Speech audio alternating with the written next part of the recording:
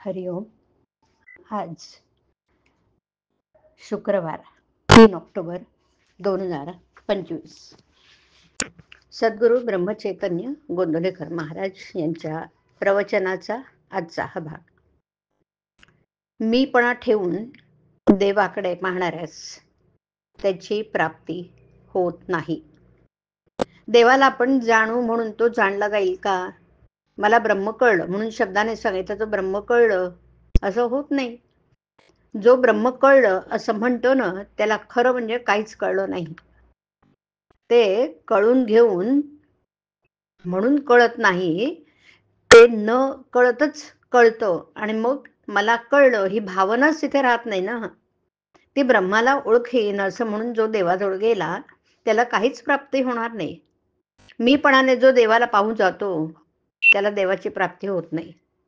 आपला अहंकारच देवाच्या प्राप्तीच्या आड येतो बरं. आणि तो बरोबर घेऊनच जर आपण देवाला शोधू लागलो तर तो कसा सापडणार? आपल्या आणि देवाच्या मध्ये आपल्या अहंकाराचा पातळ पडदा असतो आणि तो असल्यामुळे आपल्याला देव दिसत नाही. तो दूर करा म्हणजे देव दिसू लागेल. व्यापार चांगला चालला नाही म्हणजे मग विचारायला येता की तुम्ही व्यापार करायला सांगितला पण चांगला चालत नाही, पण त्याच्याच बरोबर नामस्मरण करायला सांगितलं होतं ते करीत नाही, हे मात्र सांगायचं नाही. नामस्मरण केल्याने व्यापारात बिघाड येईल का? तुम्ही म्हणाल की आमच्या संसारात तुम्ही बिघाड करायला सांगता, परंतु मी बिघाड करायला सांगत नसून माझ्या सांगण्यावरून तुम्ही नामस्मरण केलं तर उलट तो चांगलाच होईल. काळजी न करता संसार करा. रामाला जे करायचं ते तुम्ही काही केलं तरी करायला तो चुकत नाही.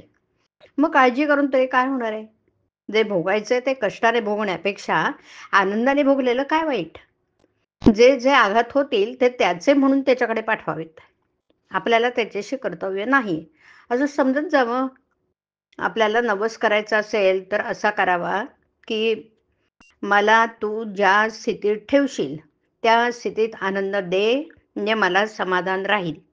दुसरं काही मागण्याची इच्छाच होऊ देऊ नको असं मागावं. म्हणजे मग आपल्याला त्याचं होऊन राहता येईल.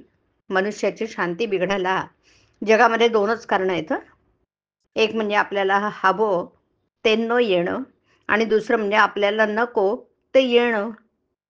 या दोन्हीपैकी आपल्या हातामध्ये एकही नाही. मग आपण दुःख का करावं?